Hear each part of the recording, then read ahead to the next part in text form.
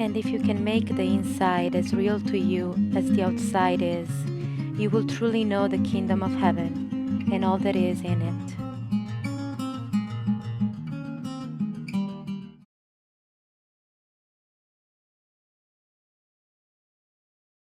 All right, so today we have Marny here. She's a mom as well, and her beautiful son Walker is in the spiritual world, in the other dimension that coexists with ours, but that we cannot see yet, that we can see sometimes in dreams. So I want to interview her because I feel like we have a special connection, and we established like a special connection in the past year or so. I don't really remember when we met, but I think it was during the pandemic. And yeah, there is much wisdom that I feel like you can share with the world. That's why Spirit sent you my way. And that's why we're doing this interview now. So, you know, in order to get started, I would like for you to talk to us a little bit about Walker, and if you have pictures around of him. Otherwise, I always put a picture at the beginning and at the end, or at the end after the podcast. Yeah, talk to us a little bit about him, and then about what happened, and then where you're at now and how you got where you are. Um, so I'm pulling up pictures because, I always love I love talking about Walker. Awesome. Yes, always. And I'll just pull up some of my favorites. This is one of my favorites. That's him skiing. So he was born and raised in Colorado. I've always lived in Colorado. When he was older, he moved to California after college, a few years after college. And he had lived in California for a long time. He was very connected to the community there, had lots of loves, but one of his loves was the Broncos. So that's him being a really dorky Bronco fan, which he loved being. What's Bronco? What's Bronco? That's a football team. Oh, okay, got you. Yeah. So he loved sports, and where he lived in California, he ended up getting to know many professional hockey players and sports players, like all kinds of professional sports, and he absolutely loved sports. So it was a really nice fit for him. And he never played professionally. He played soccer in college, but at a small college, and never really professionally, but he really loved sports. And what else do you need to know about him? He was the guy in his community that connected everyone. That if someone was new, he made sure they had friends. He made sure they weren't alone. If someone was hurting, he was there for them. If someone needed help with something, he was there for them. He was really everyone's go-to person. And after he passed, his close friends got tattoos, and several of them got them on their back. And I asked why. I said, don't, because I have a tattoo for him, but I want to be able to see it. And I said, don't you want to see it? And they said, no, because he's always had my back. And so a lot of them put a tattoo on their back for him because he always had everyone's back. He was a guy he is a guy that's just full of love and caring for other people, and yet always struggled in relationships, and had been in a relationship, and it had ended several months before he passed. He was trying to rekindle that relationship, and she didn't want to. And he kept reaching out to her. And this particular night, he reached out to her, and she said she was busy, and he'd been drinking. And so then started sending her texts, threatening to kill himself. And in that process, actually did kill himself. And I don't think it was intended. I'll never know. I'll really never know. Yeah, so it's been a journey. It's not something anybody ever expected. It was so out of the blue. He, at his celebration of life, one of his good friends said, had he just told one person that he was hurting, he would have had 200 arms around him. Oh, I have And shivers. but Wow. he didn't reach out. He wasn't good at that. He didn't share with me that he was hurting. He didn't share with his best friends that he was hurting. So that was hard. It was really hard because he hadn't let anybody know. And so it felt so out of left field for me. It wasn't even like on my screen as a possibility at all. Hmm. And so I don't know that when you lose a child, there's anything that makes it worse or better, but I felt like, I've spoken to other mothers whose children have taken their lives, and a lot of them had struggled with mental health issues and had, I think on some level it was on their radar, and not that that's easier or harder. It just so wasn't on my radar. So I really feel like I went into shock for a long time. I was pretty non-functional for the first 6 months after he passed. And lucky enough that I worked for myself, and I, could just fire myself and take those 6 months, because I did. Right. I just couldn't do anything. I mean, I hardly could feed myself. Um, and I've lived alone for a long, long time. Um, and actually appreciated that I lived alone at that point, because it gave me the freedom to feel what I needed to feel, to scream, to yell, to throw up, Right. to, all of that stuff that I needed to do in the process of grieving. I never felt like I couldn't do. I would say that the thing that really sticks out for me in those early days is how incredibly vulnerable I felt. How, yeah, I just don't know that anything else in my life has left me so wide open. And I found myself, which I don't think is unusual, but I found myself getting really angry that people didn't know that. And Hmm. yet I don't know that I had the capacity to say that to people. I don't even know that. I think it's more hindsight that allows me to say that I was very vulnerable.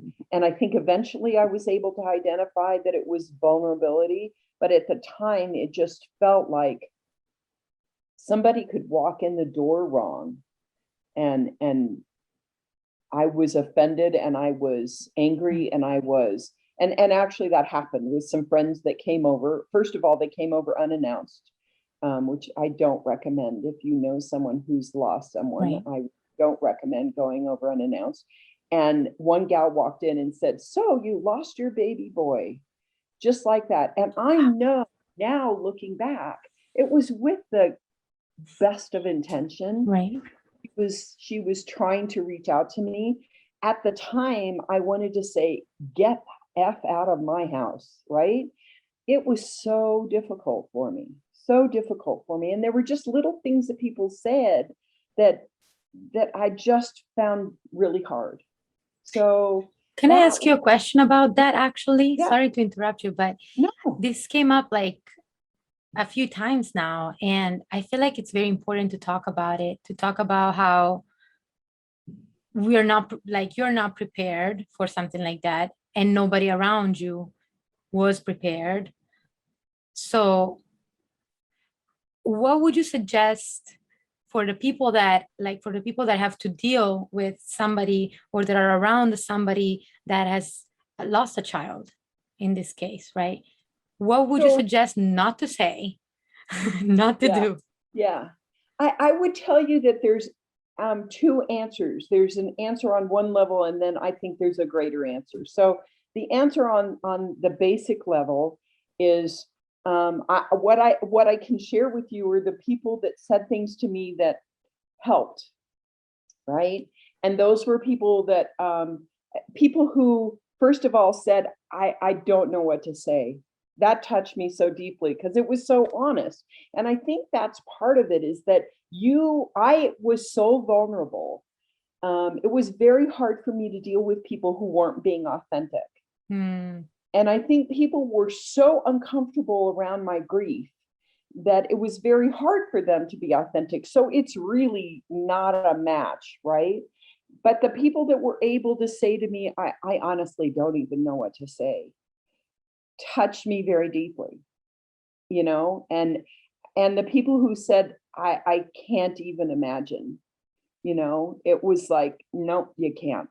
You Mm. know, I always thought, you know, you think about that as a mother. You think about, what would it be like if my child died, right? I always thought I sort of had visualized that.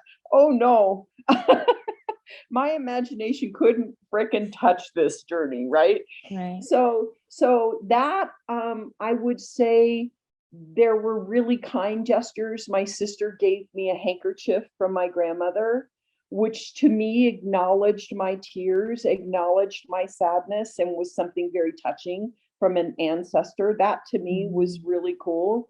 Um, I had a friend bring me a dish towel. Don't even ask me why. Like What it the warmed a up. dish what? A dish towel, What's that? like like Oh, they towel?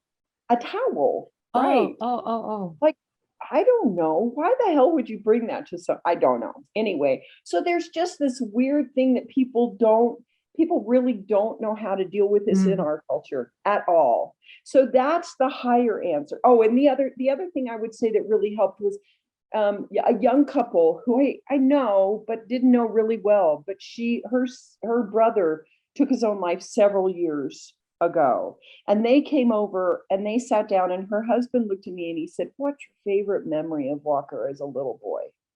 And that touched me so deeply. It's like, these people are going to sit here and listen to me cry and listen to me talk about Walker, and that's all I wanted to do. So I Mm. say, and answer your question on that level, talk about their child, mention their child. Yes, they might cry. They probably will cry. You're not making them cry. You know, I cry still almost every day.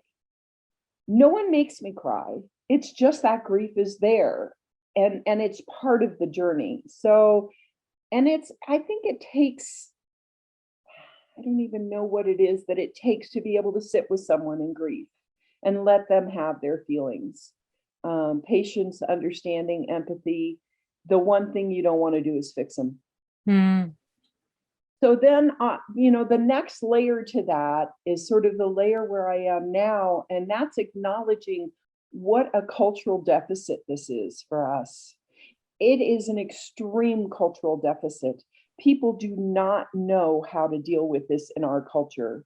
And it's not just the death of a child, it's death. Like, there are just so many people who just, I have a brother who still hasn't said Walker's name, and they were close. My son, Mm. and he still won't say his name. Wow. And it just feels like a total inability. We don't teach this, we don't understand this, we don't acknowledge it, and we don't honor it.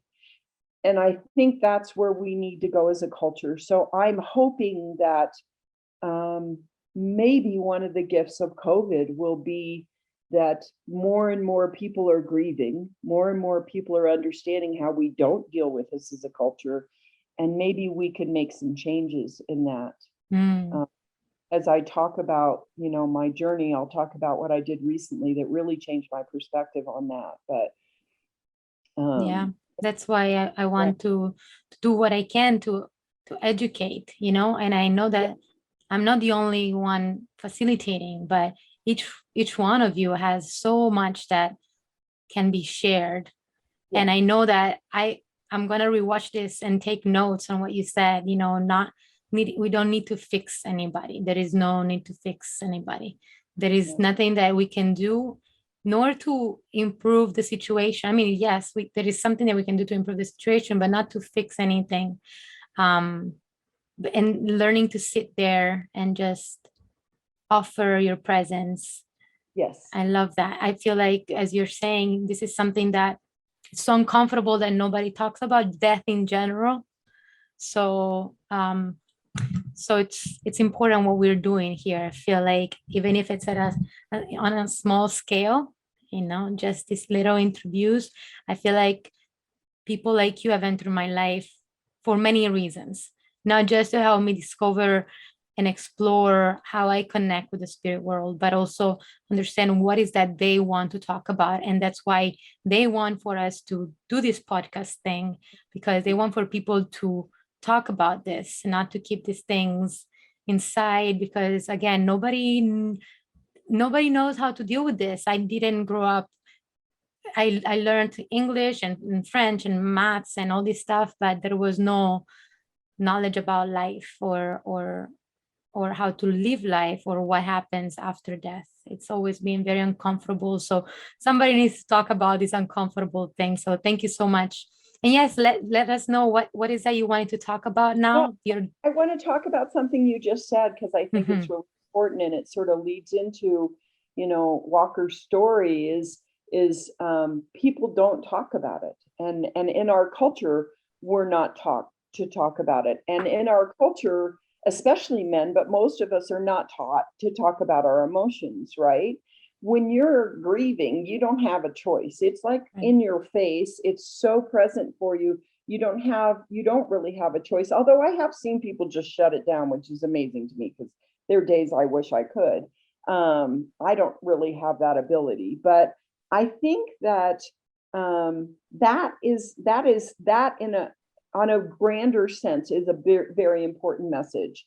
And that so I mentioned that a lot of Walker's friends were professional athletes, and they started a foundation in his name called Don't Walk Alone. And it is specifically addressing teaching young boys to talk about their feelings, Wow. specifically young athletes, because especially athletes, although I think it's every single child needs this, but especially athletes are taught to be macho. You get punched in the mouth, you lose two teeth. It's, be proud, be Right. macho, don't cry, all of that stuff. And I think it's such a lethal combination. And I think I can't say that it's a cause of Walker's death, but it was part of Walker's death that he Right. couldn't speak to people about what was going Right. on, right?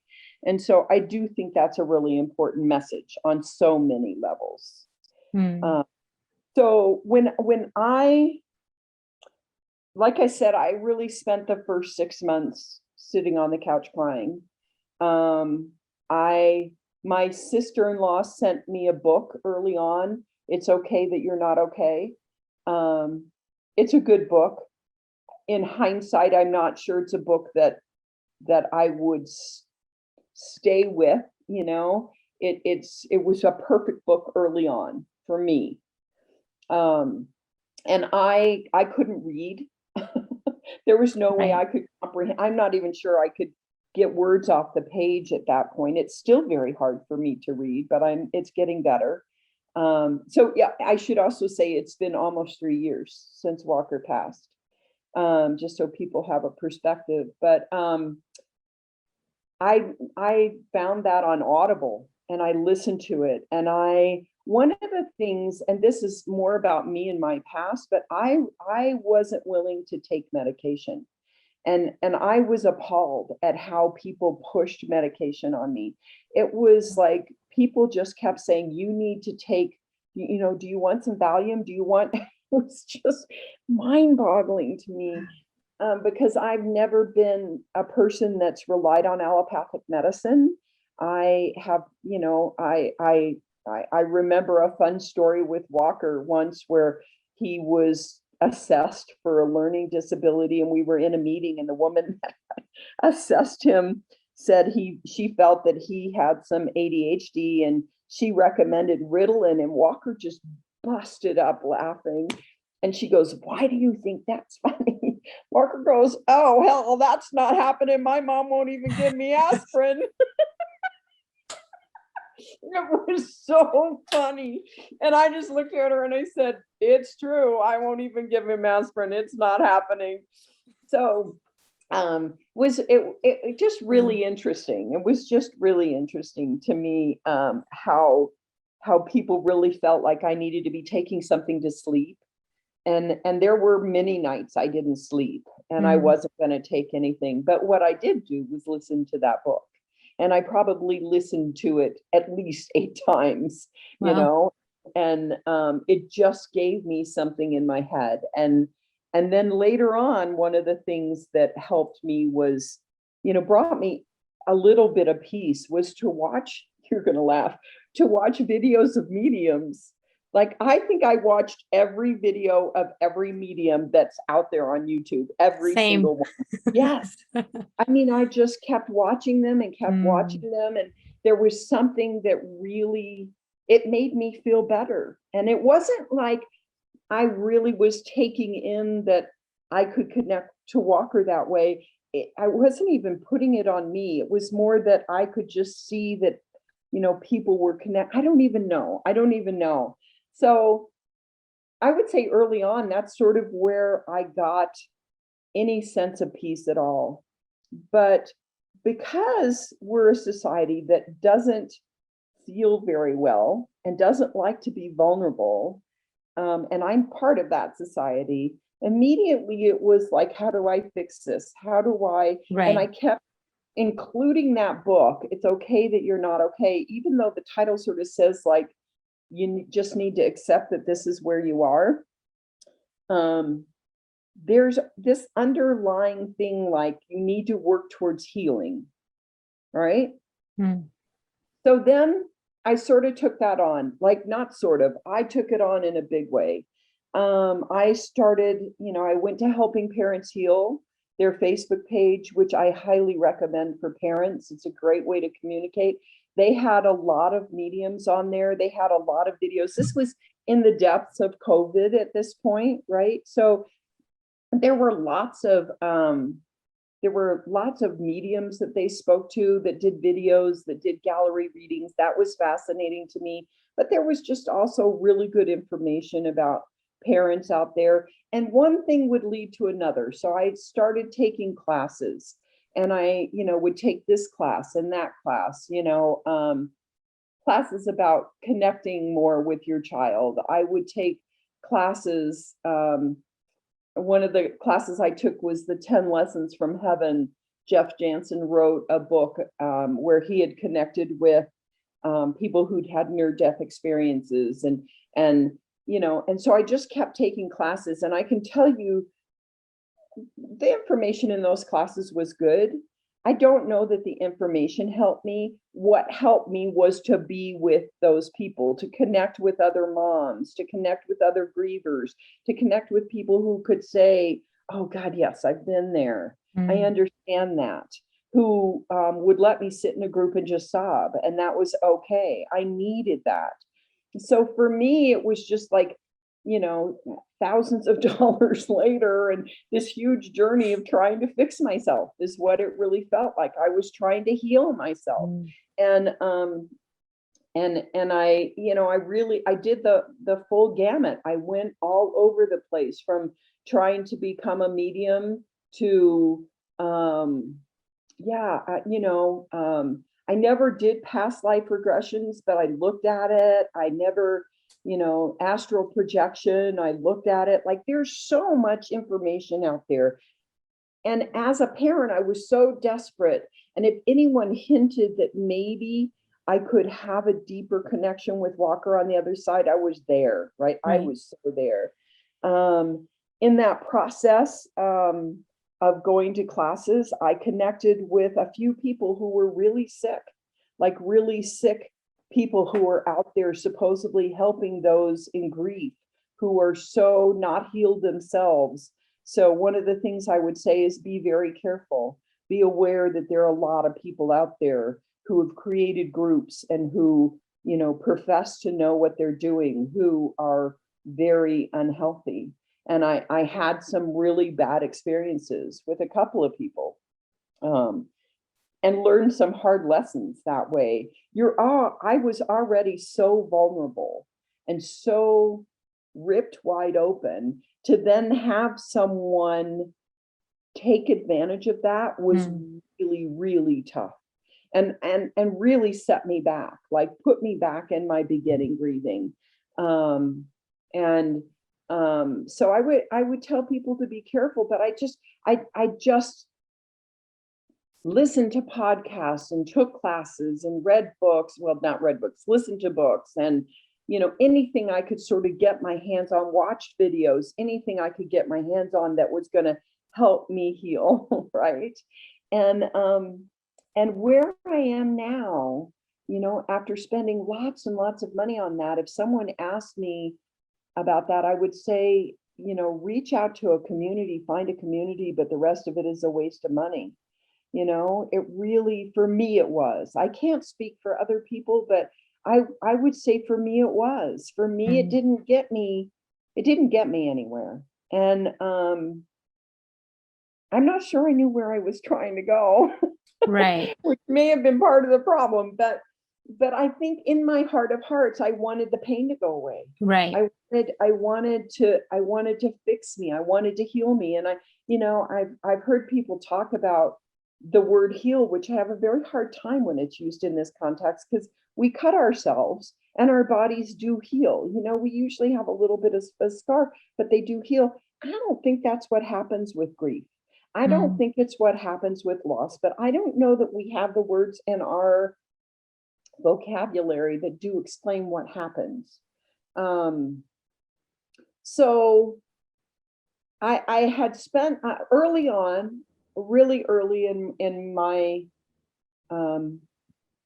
well, I'll go back. So immediately, because I'd been in therapy before, I was like, I need to talk to somebody. And I reached out to a local friend and asked her if she'd be willing to vet, because I knew at that point I couldn't even vet therapists, right?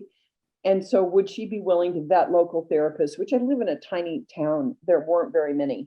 And she found a gal, and I started going to this gal. Well, she ended up to be not very healthy herself, and that didn't last very long. And I finally reached out to a woman that I had seen in Denver years ago and reconnected with her. And that has been a godsend for me. If for no other reason, it's a person that I know I can always, I have that 1 hour. At first it was every week, now it's every other week, but I have that 1 hour where I know I can just sit and cry and just sit and share my sorrow with someone who's going to be there for me. Sort of sad that I have to pay someone to do that, but I don't care, because I really need to be able to do that. Early on, she recommended that I read a book called The Wild Edge of Sorrow, which was one of the more powerful books I have read. And again, I didn't read it, I listened to it. Thank God it was on Audible, because I really couldn't read. But it was so beautifully written and touched me so deeply in the way that he talked about sorrow. And I know when I listened to his book, I looked online to see if I could do, he talks in his book about these workshops he does for grieving people. And he was booked 2.5 years out. And I thought, I'm going to be healed then, right? Yeah. So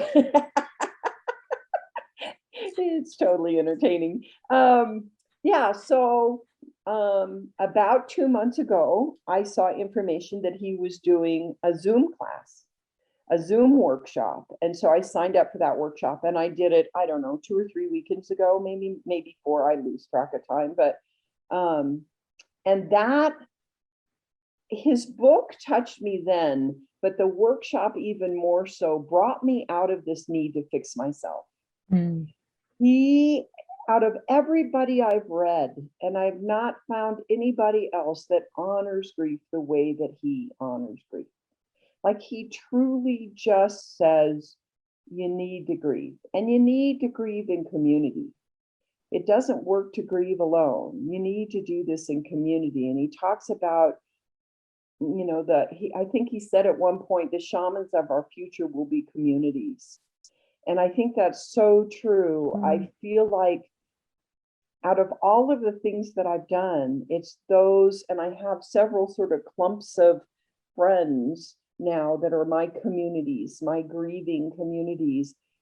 That's helped me so much more than anything else, is just finding a group of people where I can sit and talk. And I do that. There's a woman named Emily Graham who does, she's great. She has, I wish I could remember what her old blog is, but she does classes. She's a mom who lost a son. Her son, I believe, died on her birthday, which was Christmas, and very suddenly. And I think her web page is Living with Grief, but what I'm not remembering is if that is her web page for the group, or if it's for the public. So, but her name's Emily Graham. You can find her if you're interested. She does, I'm in a group with her every week, and I would say the conversations we have in that group are the most healing that I've been able to find. And it's a group of people that are all over the board as far as how long they've been on this journey. To people who, there's one gal whose daughter died 7 years ago, and another gal whose son died 4 months ago. So it's all over the place. And I think it's good for all of us. It's, we connect on a very deep level. I think that's on my journey so far, that's the most important thing, is like, I'm going to stop fixing myself and find places where I can be in my grief. And that doesn't mean I'm going to live in my grief every single day, every hour of every day. I'm not. I did in the beginning, yes. And probably the first year, there probably were very few times where I wasn't in my grief. Now I find I still have moments every day, every single day. And sometimes those moments bring me to tears and sometimes they don't, but they're moments. I just opened my phone, as a matter of fact, and this was the picture on my Facebook. It's a picture of my son, right? There were points where that would have happened and I would have been a mess for hours. Now I can look at his pictures and I still feel sad, but I can look at his pictures and also feel a little bit of the joy that he had in life. I want to ask you a question, Marny. Yeah. What do you think that he's doing? What do I think Walker's doing? Yeah. Let's take a sip of water.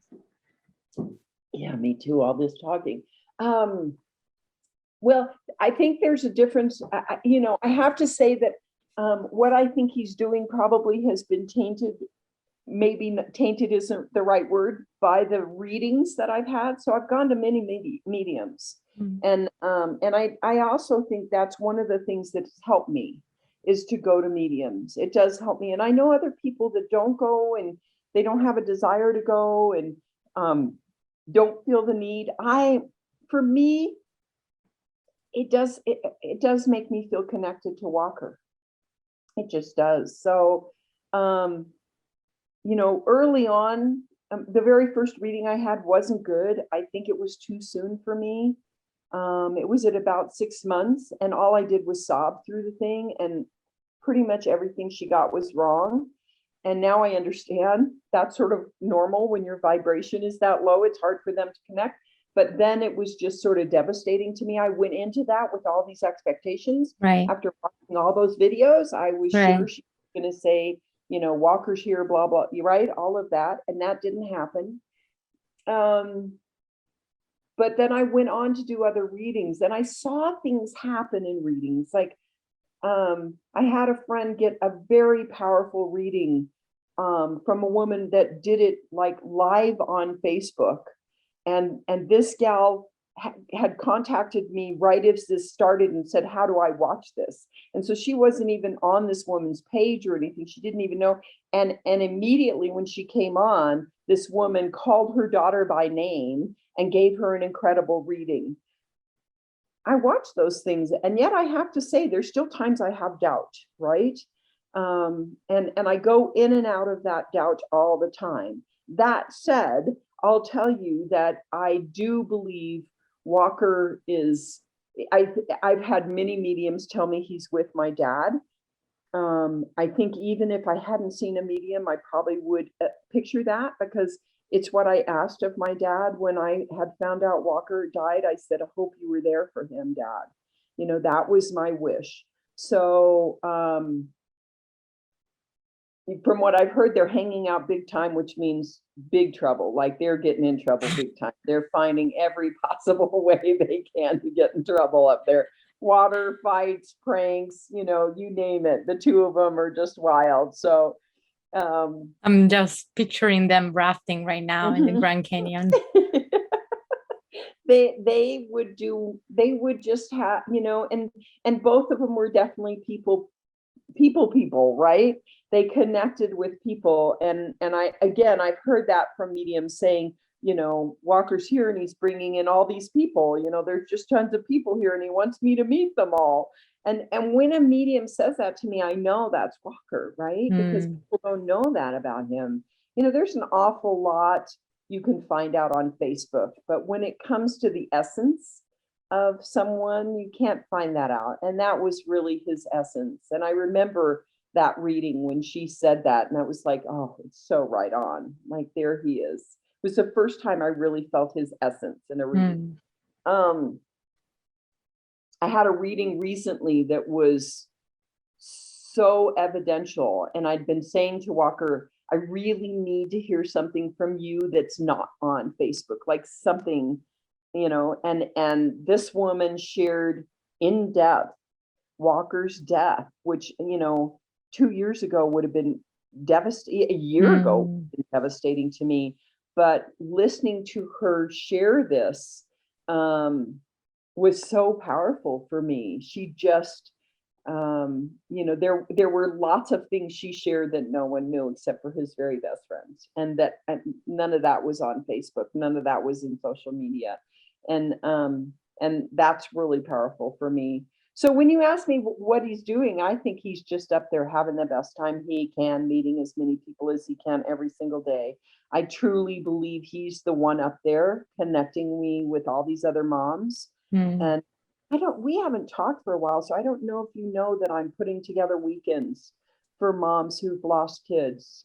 And they aren't facilitated weekends. They're just going to be weekends where we get together and love and listen, and I love that. And are in community together in a very safe, sacred space. Are you doing this online or in person? In person. Nice.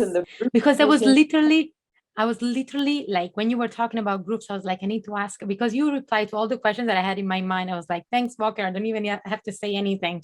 You're just like channeling. But I wanted to ask you, because there are some people that I know who don't have Facebook. My friend's mom, she's grieving and she's alone. There are no groups here, no in-person groups that I am aware of. There are Facebook groups, online groups, but not everybody wants to do that, right? So not everybody feels like the energy to even like open the computer. So yeah, I wanted to ask you about that, like where you can find the groups, but you talked about it. And now, so yeah, talk to us about this initiative. So what are you meeting?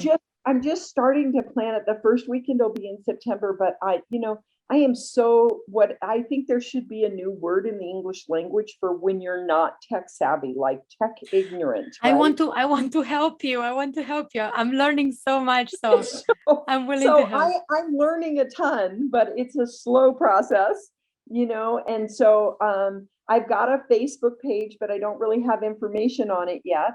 And I'm in the process of putting together the website. So I'm in the process of putting all the information together, but it's my intention to have at least 2 or 3 times a year. And if people really like it, we'll do more, you know.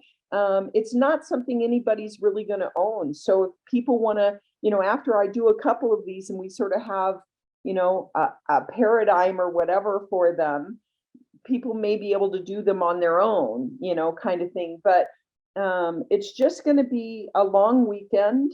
I found a place that's actually in Missouri. It's close to the Kansas City airport. And I picked that because it was in the middle of the country. And I thought for a weekend, if people are coming from one coast to the other, to go to the opposite coast is a lot for a weekend, right? So I wanted it to be accessible to everybody. it's, where we're staying is about 20 minutes from the airport. So we're not going to spend a whole bunch of time other than flying there, getting to where we're going to be. We're in an inn where we're going to take the whole place over. So there's not going to be anybody else there. It's just going to be us. And, it's my hope that people will come and that we can just, like I said, love each other up, listen to each other. I'll have a few activities, but it's not going to be, really set in stone, and no one's going to have to do anything. And I just have this image of it being a really loving community. And it so touched me when Francis Weller talked about how important community was, because when I look back on my journey, absolutely the most important thing to me has been my community, has been connecting with women. And I have friends all over the country now who are grieving moms, who get it, who, I hope someday to meet either through one of these weekends or on my own. But I would say, I said to a friend yesterday who I'm in Emily's group with, that I feel closer to the people in that group than I do most of my good friends. Right. Like most of my good friends have no clue what's really going on with me, have no clue what I'm feeling and what I'm going through. Right. Yeah. I have a question for you. When did you have this idea of creating this? It just kept haunting me. It came fairly early, well, during COVID, obviously it wasn't going to happen, but right. as COVID was sort of winding down, I kept thinking, I just want to get together with women, and I just want to be with them, and maybe have little activities, but activities that help us like share our stories and talk about our kids. And how cool would it be to spend 3 days with women talking about their kids, and me talking about Walker, and just letting the tears come and letting everybody be where they are. How cool is that, right? And so it just sort of kept coming to me, and I kept talking to Diantha about it. What do you think? And so she's been helping me put this together, because I just feel like it's so needed. There is, as far as I know, there's no one else out there doing that. I think there are groups of people that end up getting together, that meet, on Facebook or whatever, but there are no people that are like putting that together. And I'm not going to make any money on this. It's not my intention to make money. I'm hoping to be able to plan every weekend pretty close to breaking even. But I'm also going to do that through Walker's foundation. So they, I went to them and I said, this is what I want to do. And they said, absolutely. This is one more place where people don't have a voice, and they, it's not a time where they should be walking alone. So, right. Don't Walk Alone fits. So my Facebook page is Don't Walk Alone, and the website will be don'twalkalone.org. And when it's up, and, hopefully I'll get time to work on that today. So, yeah. That's awesome. That's so awesome. I love it. I love it. I love the transformation that is happening here. Yes. Well, it's one of those things where I sat back and I watched some people early on, like start these big foundations and do these remarkable things in their children's names. And I couldn't even like brush my teeth, and I didn't quite understand how people. But that's why it's so important what you're doing, because maybe before that moment, you didn't know that there were people that were suffering this much. Right. And now that I feel it was just really divine. It just kept coming to me, and I couldn't stop thinking about doing it. I couldn't stop thinking about putting it together. And originally when I put it together, there was a whole group of people that were going to do it. Pretty much all of them have backed out now. And that's fine with me. Right. Like, it doesn't even matter to me, because I truly believe there's a need out there. And when I put it out there, it'll fill right up. Yeah. So, and those people will be exactly the people that are supposed to be there. Exactly. Yes. And then we can just love each other up, and we can be there for each other. And, maybe it's something that we all end up doing once a quarter, getting together and loving each other up in order to get through the next few months. Because I find I've often described my grief as a volcano. It's like the pressure builds, the pressure builds, the pressure builds, and I just erupt. And I have 2 or 3 days or a day or whatever it looks like that are wicked, that are in my grief. I used to say I struggled. I don't want to refer to my grief as a struggle anymore. I'm trying to learn to embrace it more and more, but it does feel like it builds up. And I think if I can have weekends, these weekends of warmth and compassion and community, I think it'll make a big difference. I would So love to be there. it is for anyone else. I would love to be there, to participate in some way, to be part of it, and in some way. I love it. I love the fact that this, the children. Are you planning on doing just with parents who have Yes, children? Okay, mothers. At this point, just mothers. mothers. I love it. And it may grow into other things. It may turn out that one of the mothers has a husband who'd like Right. to get men together. I'm open to whatever this is going to turn into. As I say, I just felt it was really important for my healing, and continues to be important for my healing, to have that connection with other moms. I love it.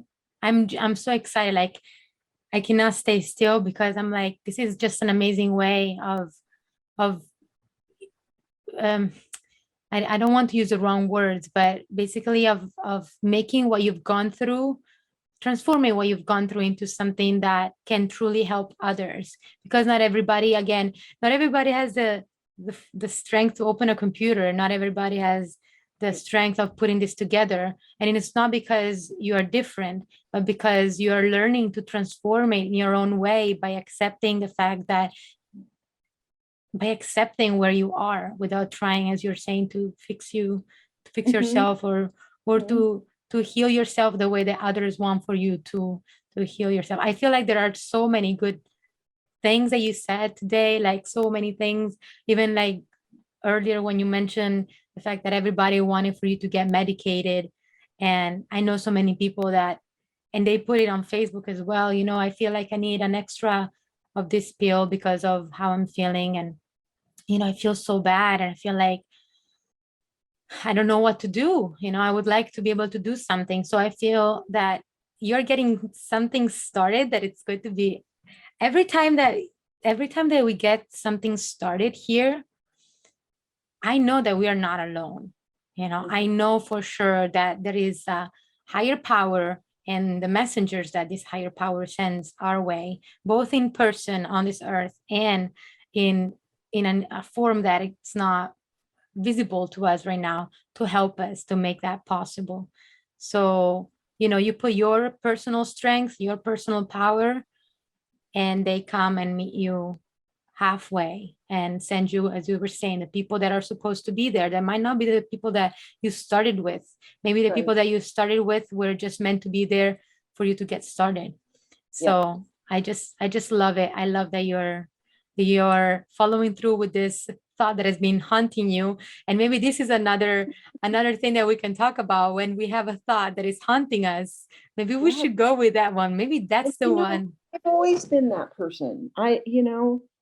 That's pretty much how I've lived my life. It's like, when something comes up for me, if it sticks around, I listen, and I do think that's a gift that I have, is to be able to listen to what spirit's telling me. And so, when it just kept coming back, even when I didn't have the energy to even start to think about how to do this, when it kept coming back, I knew that it was something I was going to have to continue to follow up on. Yeah, and ask guidance on, and see what are the super small steps that need to be taken in order to make that possible. Because sometimes we think about, the big thing that we want to do, the big event, and then if we feel overwhelmed because we're like, "Oh, I don't know what I need to do, or all the things that I need to get done," we feel demotivated. But if our why is strong enough, and your why, you live it every day, so there can be anything stronger than that. Then we make things happen, and we discover that we have a power within us that we didn't know before. I have to admit, when I first started thinking about this, I thought it was going to be as easy as opening a Facebook page Really? and putting an event on it. it's gotten a little bigger than that. It's, yeah, that's not the reality.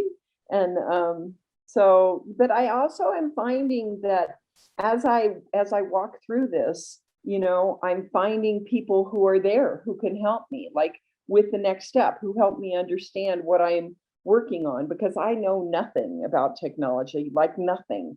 And for me to be taking this on has really it's been incredible, and I get overwhelmed with it, but I do a lot of swearing, but I'm learning. I'm figuring it out, and that makes me feel really good. Yes. Yes.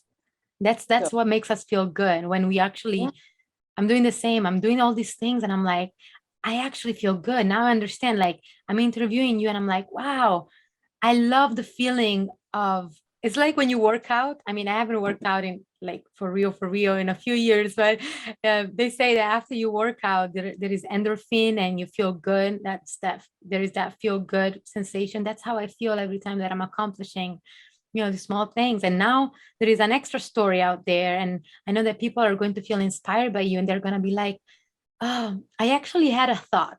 Maybe it's not the same thought. Maybe it's writing a book. Maybe it's starting a podcast. Maybe it's, I don't know, whatever that is. I had that thought, that recurring thought, maybe starting a foundation. Let me go and see what I can do. I want to follow through with that. Send me the guidance. Okay, let's work together. Let's make this happen. I'm willing to try. So I feel like this is very inspirational for many, what you're doing, what you share with us. And I'm so excited. Thanks. And I know that Walker is walking with you. Yes, I feel that. I absolutely feel that. Yeah, yeah. I have no doubts whatsoever. I mean, I'm doing what I'm doing, um, maybe for different reasons, but the same reason is motivating us. The fact that for me is that I know without a doubt that we survive. So I want to make sure that I do everything in my power in my lifetime to help people understand that and to help people live life fulfilled, feeling fulfilled, and doing the things that are going to make them feel fulfilled, because eventually we're going to go back there. And I feel like since I had my experience there and I looked back and I said, oh, I didn't want to be here so early because I had so many things that I could have done. If only I knew that this was real.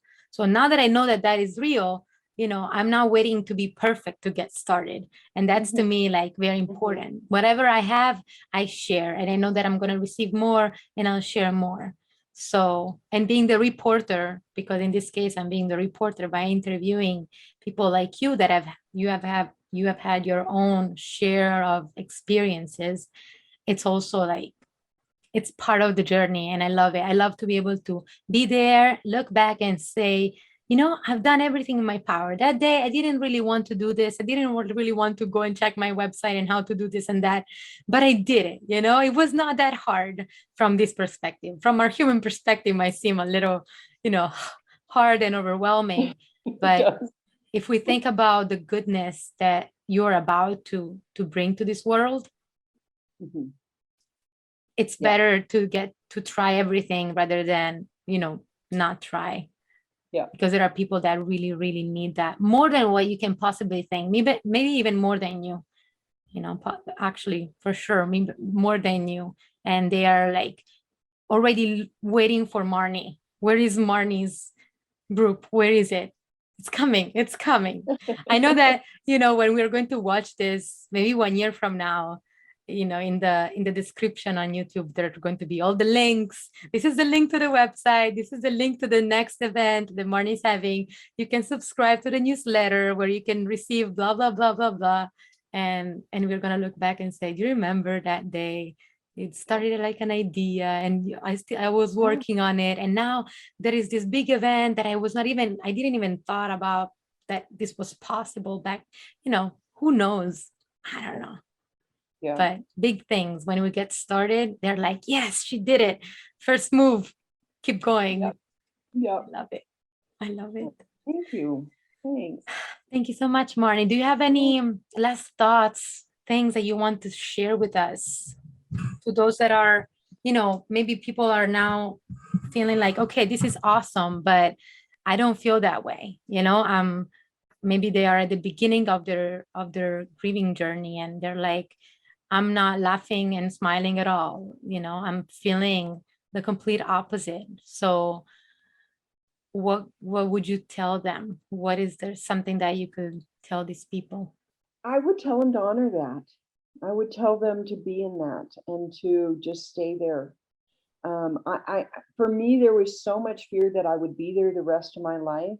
And I look back now and I think, I wish I'd been able to get out of that fear sooner and just honor that that was my grief. That was who I was, what I was feeling, and take it on, you know, color it, draw it, speak it, write it, sing it, dance it, whatever works for you. I would say honor it rather than avoid it or fix Mm, it. mm. So what Mhm. you're saying is like right now you are in the tunnel and you think that there is no light at the end of the tunnel. Um, but there is. Just keep on walking even if it's in Well, the darkness. and I'm not even sure it's a tunnel. I think that Right. uh, you know, it's just such a different thing than anything I've gone through. Mm. You know, there's a fabulous book. I don't know if you read this book, No Pressure, No Diamonds. Have you read that book? Oh, you mentioned that to me, but I have Hmm. not read it.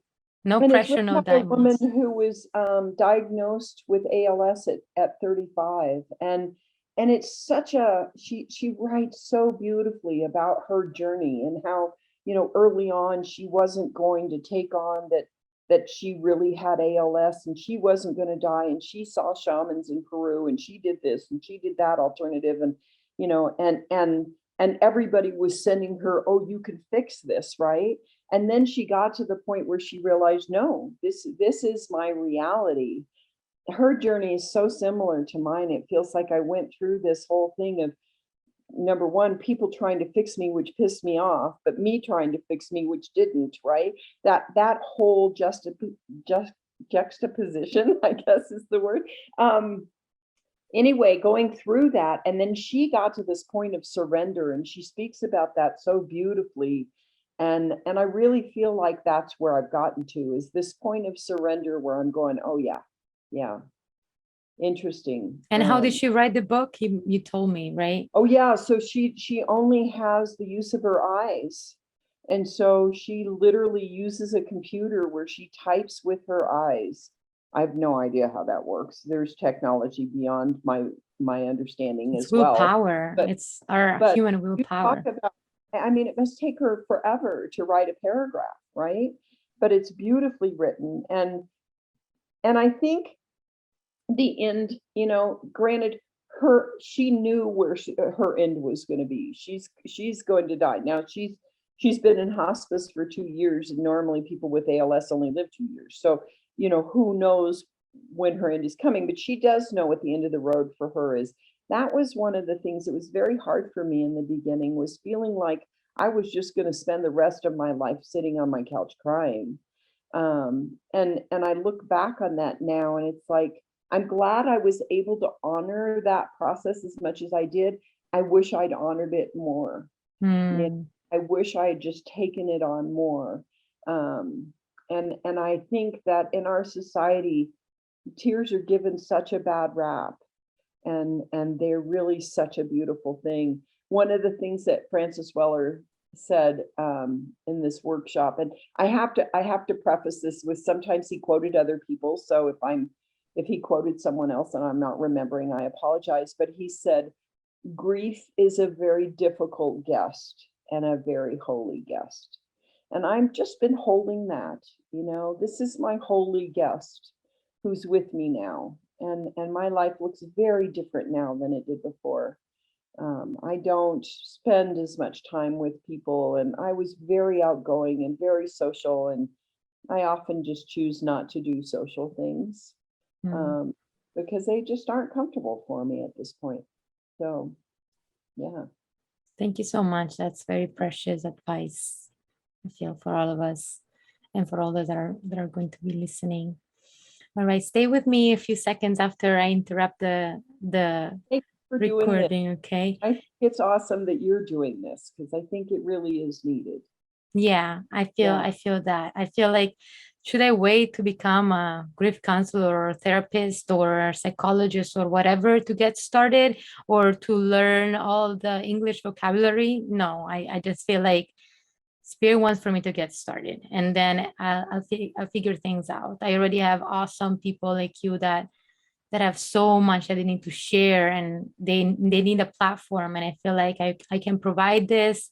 I'm less tech ignorant than you. I'm not tech savvy, but I'm less tech ignorant, so let me use that. Let me use the talents and what I've been given and what I'm cultivating to do something useful, because that's what I want for my life to be about. I would really feel like time is our currency here, and we give our time very easily to people, and we forget that it's not like money that you can receive back. And I feel like I want to truly invest my time, learn to say no, which it was a big lesson for me, because I feel like this is more important. This is what I want to dedicate my life to.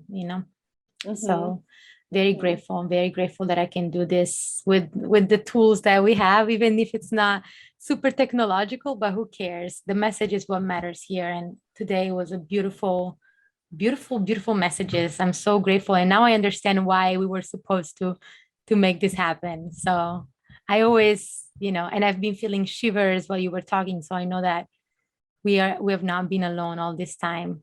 So thank you so much, Marny, and to those that have watched so far. Check the descriptions, because in a few months we're gonna have Marny's stuff put in there. Hopefully sooner than a few months. Sooner for sure. Yes. Actually, September is like now, so yeah, it's needs to coming be up next pretty week. quickly. Needs to be next week. Yeah. All right, so I'll stop the recording and stay you. with me. Thank you so much, everybody.